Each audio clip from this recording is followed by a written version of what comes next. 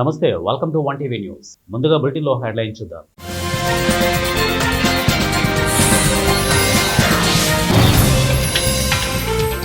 హామీలన్నింటినీ నెరవేరుస్తాం, మంత్రి గొట్టిపాటి రవికుమార్.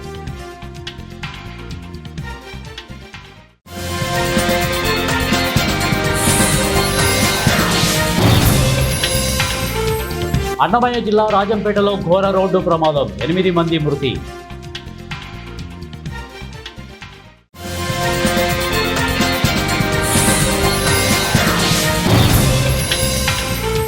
కృష్ణా జిల్లా ZP chairperson Uppala Harika రాము దంపతులపై దాడి అప్రజాస్వామికం, వైసీపీ శ్రేణులు.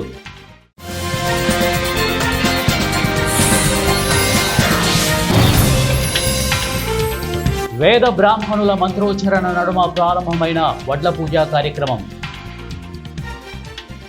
బులెటిన్లో డీటెయిల్స్ చూద్దాం. భద్రాచలం సీతారాముల కళ్యాణం అంగరంగ వైభవంగా నిర్వహించే విషయం అందరికీ తెలిసిందే.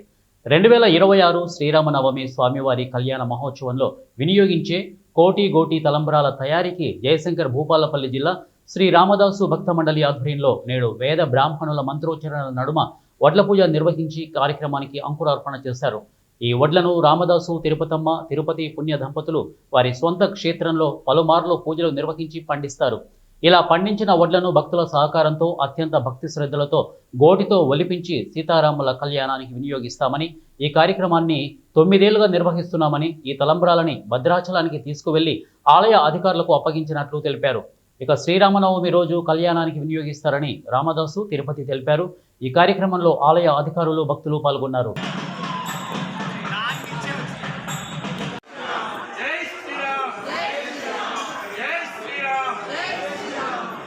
కడప జిల్లా కాశీనాయన మండలం బాలాయపల్లిలో విద్యుత్ శాఖ మంత్రి గొట్టిపాటి రవికుమార్, బద్వేలు టీడీపీ ఇన్ఛార్జి రితీష్ రెడ్డి పర్యటించారు. టీడీపీ నాయకులు కార్యకర్తలు ఘనస్వాగతం పలికారు. గ్రామంలో ఇంటింటికి తిరిగి ప్రజల సమస్యలు అడిగి తెలుసుకున్నారు. ప్రభుత్వం అందజేస్తున్న పథకాలు అందుతున్నాయా లేదా అని అడిగి తెలుసుకున్నారు.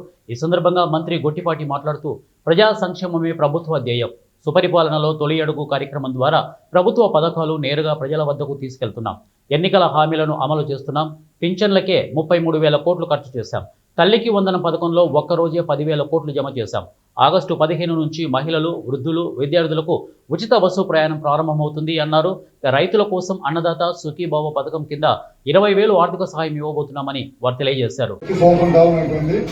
ఏ పథకాలు చేశాము అది ప్రజలకు తెలియాలి, అందరికి అందుతున్నాయా లేదా అనేది కూడా చూడాలనే ఉద్దేశంతో ఇక్కడ రావడం జరిగిందనమాట. ముఖ్యంగా పెన్షన్లు ఇస్తా ఉన్నాం. దాదాపు పెన్షన్లు 4,000 చేశాం. ఇచ్చిన మాట ప్రకారం ఆ రోజు 3,000 ఉన్న పెన్షన్ ఒకేసారి 4,000 చేశాం. కొంతమంది దివ్యాంగులకి అయితే 6,000 ఇస్తున్నాం. కొంతమంది వివిధ జబ్బులతో ఇబ్బంది పడుతున్న వాళ్ళకి 10,000 ఇచ్చాం. అసలు పూర్తిగా ఇబ్బంది ఉన్న వాళ్ళకి 15,000 ఇస్తా ఉన్నాం. ఇట్లా చాలా మందికి ఇస్తా ఉన్నాం. ఇందాక వచ్చేటప్పుడు దాంట్లో కొంతమంది పెన్షన్ రాలేదని చెప్పారు. 2020 నుంచి భర్త చచ్చిపోయిన భార్యలకు ఎవరు కూడా ఒక పెన్షన్ కూడా ఇవ్వలేదు జగన్ ప్రభుత్వం. మన ప్రభుత్వం ఈ మధ్య మొత్తం సర్వే చేపిస్తే 1,25,000 నుంచి 1,50,000 పెన్షన్స్ ఇంకా ఉన్నాయని చెప్పారు. తొందరలోనే కొద్దిగా డబ్బులు సౌలభ్యం రాగానే తప్పకుండా చేస్తాం. ఎందుకంటే ఇప్పుడు పెన్షన్లు పెంచిన దానికి ఇస్తుంటేనే దాదాపు 63 నుంచి 64 లక్షల మందికి పెన్షన్లు ఇస్తా ఉన్నాం. 33,000 కోట్ల రూపాయలు ఒక్క పెన్షన్ మీద ఖర్చు పెడుతున్న రాష్ట్రం ఈ భారతదేశం మొత్తం మీద ఏదైనా ఉందంటే అది మన రాష్ట్రం చంద్రబాబు గారి నాయకత్వంలో కూటమి ప్రభుత్వం మాత్రమే. అదేవిధంగా మన ఈ మధ్య మన పిల్లలు చదువుకోవడానికి డబ్బులు ఆ రోజు ఒకరున్నా, ఇద్దరున్నా, ముగ్గురున్నా, నలుగురున్నా ఇస్తా ఉన్నాం. దానికోసం 10,000 కోట్ల రూపాయలు ఖర్చు పెడుతుంది ఈ ప్రభుత్వం. ఒకేసారి వేసాం. ఒకేసారి 10,000 కోట్ల రూపాయలు అందరు తల్లుల అకౌంట్లో వేసి పిల్లలందరూ చదువుకోవాలని చెప్పి ఉద్దేశంతో గతంలాగా మనం ఒక ఇంట్లో ముగ్గురుంటే ఇద్దరుంటే ఒకరికి ఇవ్వాలి. మనం చెప్పినట్టు ముగ్గురున్నా, నలుగురున్నా, 5గురున్నా ఇచ్చామన్నమాట. తొందరలోనే ఆర్టీసీ బస్సు కూడా ఆగస్టు 15 నుంచి ఆర్టీసీ బస్సు కూడా ప్రయాణం కూడా ఉచితంగా ఆ రోజు ఏదైతే చెప్పామో అది కూడా చేస్తాం. రైతులకు ఇచ్చిన మాట ప్రకారం అది కూడా ఇప్పించేస్తాం. కూటమి ప్రభుత్వం ఏదైతే అపోజిషన్ ఉన్నప్పుడు మన అపోజిషన్ ఉన్నప్పుడు ఏదైతే హామీలు ఇచ్చామో అవన్నీ కూడా తూచా తప్పకుండా చేస్తామని చెప్పి కూడా మీ అందరూ తెలియజేసుకుంటూ, అట్లనే మీ గ్రామానికి సంబంధించిన సమస్యలు కూడా చెప్పారు. 2 సమస్యలు ఉన్నాయి. ఇంపార్టెంట్ ఏంటంటే మంచినీళ్లు, సాగునీళ్ళు అనేది చాలా మందికి అవసరం. మంచినీళ్ళు లేకుండా ఉండటం చాలా ఇబ్బందికరం. అట్లనే వ్యవసాయానికి ఖచ్చితంగా సాగునీళ్ళు అవసరం ఉందని చెప్పారు. హార్టికల్చర్ పంటకు బాగా అనువైన ప్రదేశం ఈ భూమి అని చెప్పి, అనుకూలంగా ఉంటుంది ఈ భూమి అని చెప్పి చెప్పడం జరిగింది. ఏ విధంగా మనం చేయగలుగుతామో అది కూడా తప్పకుండా చేస్తాం. అదేవిధంగా కొంత భూమి సాగుకు పనికిరాని భూమి ఉందని చెప్పారు. ఎక్కడన్నా ఎవరన్నా ఇండస్ట్రీ వస్తానంటే కనుక తప్పకుండా తీసుకురామని చెప్పి మన గ్రామ పెద్దలందరూ అడుగుతున్నారు. ప్రస్తుతం మన రాయలసీమలో ముఖ్యంగా రెన్యూబుల్ ఎనర్జీ ఏది సోలార్ కానీ విండ్ కానీ ఇట్లాంటి పెట్టుకోవడానికి మనకు అనుకూలమైన ప్రదేశం. మీ ప్రాంతానికి అనుకూలంగా ఉంటే కనుక చాలా మంది వస్తున్నారు. ఇప్పుడు మన ప్రాంతంలో మన రాయలసీమ ప్రాంతంలో సోలార్ పెడుతున్నాం, ప్లాంట్లు పెట్టడానికి చాలా మంది వస్తూ ఉన్నారు. మీ ప్రాంతానికి కూడా పంపిస్తాను. ఇక్కడ మీ ల్యాండ్ మీ వాతావరణం సూట్ అయితే కనుక తప్పకుండా నేను కృషి చేసి మీకు తప్పకుండా ఇండస్ట్రీని మీకు పంపిస్తానని చెప్పి కూడా సభాముఖంగా తెలియజేస్తున్నాను. ఏదో నేను ఇవాళ వచ్చానని చెప్పడం కాదు.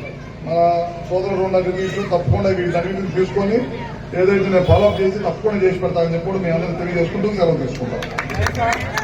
ఏలూరు ద్వారక తిరుమల మండలం లక్ష్మీనగర్ వద్ద జరిగిన రోడ్డు ప్రమాదంలో ఆటో కారు ఢీకొట్టడంతో తిరగబడి ఆటో డ్రైవర్కు తీవ్ర గాయాలయ్యాయి. ప్రమాద సమయంలో ఆ మార్గం గుండా ప్రయాణిస్తున్న గోపాలపురం ఎమ్మెల్యే మద్దిపాటి వెంకటరాజు బాధితులను చూసి వెంటనే స్పందించారు.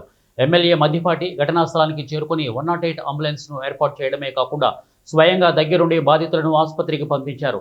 అంతేకాక ఆసుపత్రిలో డాక్టర్లకు స్వయంగా ఫోన్ చేసి క్షతగాత్రులకు తక్షణమే మెరుగైన వైద్యం అందించాలని ఆదేశించారు.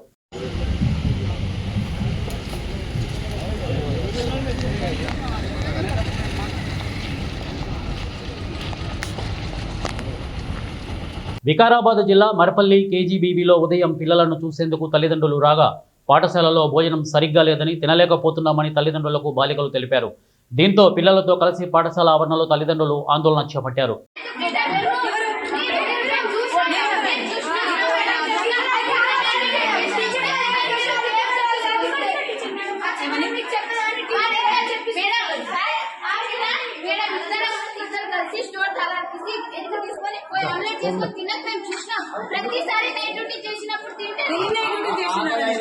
కృష్ణా జిల్లా గుడివాడలో వైఎస్ఆర్ కాంగ్రెస్ పార్టీ సమావేశానికి వెళ్తున్న పెడన నియోజకవర్గ వైఎస్ఆర్ కాంగ్రెస్ పార్టీ సమన్వయకర్త ఉప్పల రాము, జిల్లా పరిషత్ చైర్పర్సన్ ఉప్పల హారిక రాము దంపతులపై కొందరు టీడీపీ జనసేన నేతలు గూండాలు కారు ఆపి కారును ధ్వంసం చేసి వారిపై వ్యక్తిగత దూషణలు చేస్తూ భౌతిక దాడులకు పాల్పడిన ప్రతి ఒక్కరిని శిక్షించాలని, వారిపై తగు చర్యలు తీసుకోవాలని కోరారు.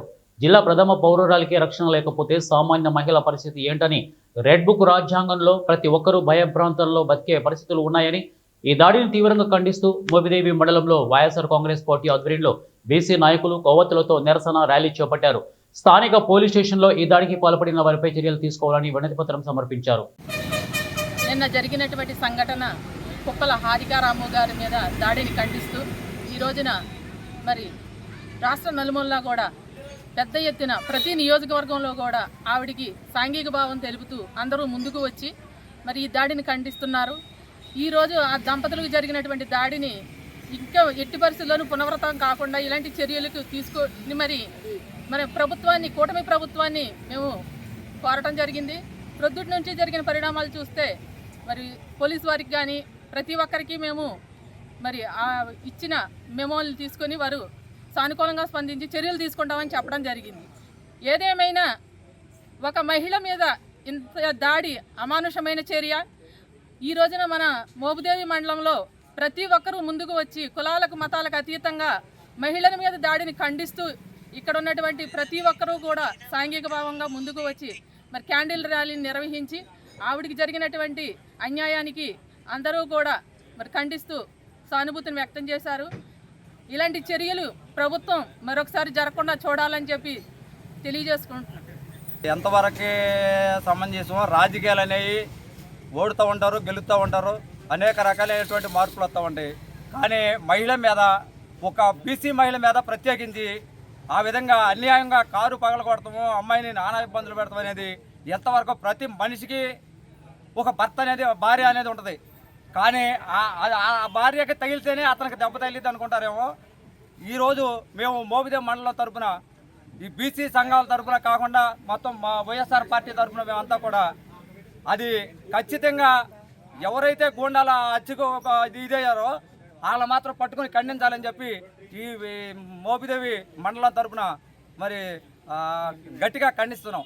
నిన్నటి రోజు జరిగిన దాడి అంటే గుడివాడ వైఎస్ఆర్ పార్టీ విస్తృత శ్రేణి పార్టీ మీటింగ్కి వెళ్తున్నటువంటి జిల్లా పరిషత్ చైర్మన్ ఉప్పాల హారికపై జరిగిన దాడి ఏమనేది, అదేవిధంగా ఒక మహిళ అని చూడుకోకుండా, జిల్లా ప్రథమ పౌరాలని చూడుకోకుండా ఒక టీడీపీ గోండాలు జనసేన గోండాలు కలిపి మామూలుగా రాళ్లతోనూ ఈ యొక్క కత్తులతో కర్రలతో దాడి చేసి ఒక మహిళను భయభ్రాంతులు చేసినందుకు మేము తీవ్రంగా ఖండిస్తున్నాము వైఎస్ఆర్ పార్టీ తరఫు నుంచి.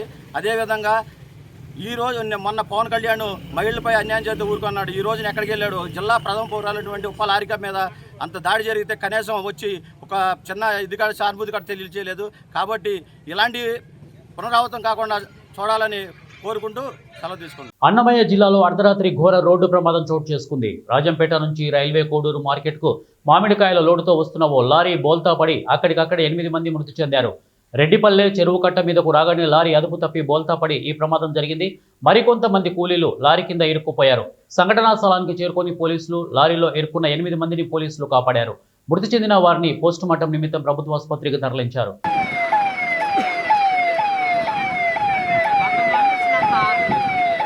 ఎన్టీఆర్ జిల్లా తిరువూరు మున్సిపల్ కార్మికులు ప్రభుత్వం తమ డిమాండ్లు నెరవేర్చాలని గత వారం రోజులుగా నిరసన కార్యక్రమాలు, ధర్నాలు చేపట్టారు. ప్రభుత్వం స్పందించకపోవడంతో మున్సిపల్ కార్మికులు సమ్మెకు దిగారు. ప్రభుత్వం వారి న్యాయమైన డిమాండ్లు పరిష్కరించే వరకు సమ్మెబాట పట్టారు. పట్టణంలో వీధి దీపాలు లేక అంధకారంలో నివసిస్తున్నామని స్థానికులు నిరసన వ్యక్తం చేస్తున్నారు.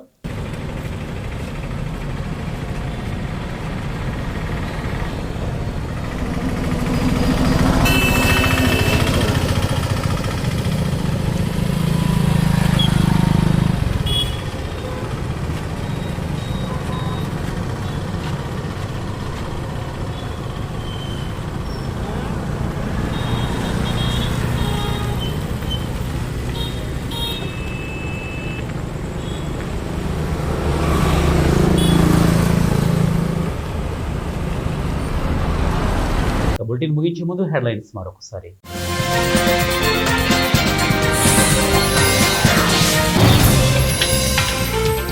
హామీలన్నింటినీ నెరవేరుస్తాం, మంత్రి గొట్టిపాటి రవికుమార్.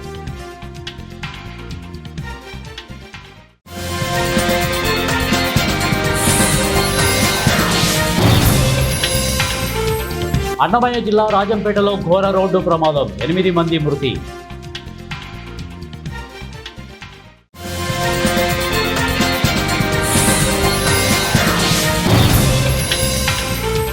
కృష్ణా జిల్లా జెడ్పీ చైర్పర్సన్ ఉప్పల హారిక రాము దంపతులపై దాడి అప్రజాస్వామికం, వైసీపీ శ్రేణులు.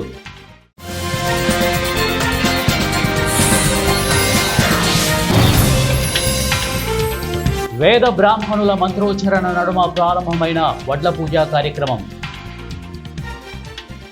ఇవి బులెటిన్ అప్డేట్స్. నెక్స్ట్ బులెటిన్లో కలుద్దాం. Until then keep watching 1 TV news. ప్రతిక్షణం ప్రజల పక్షం.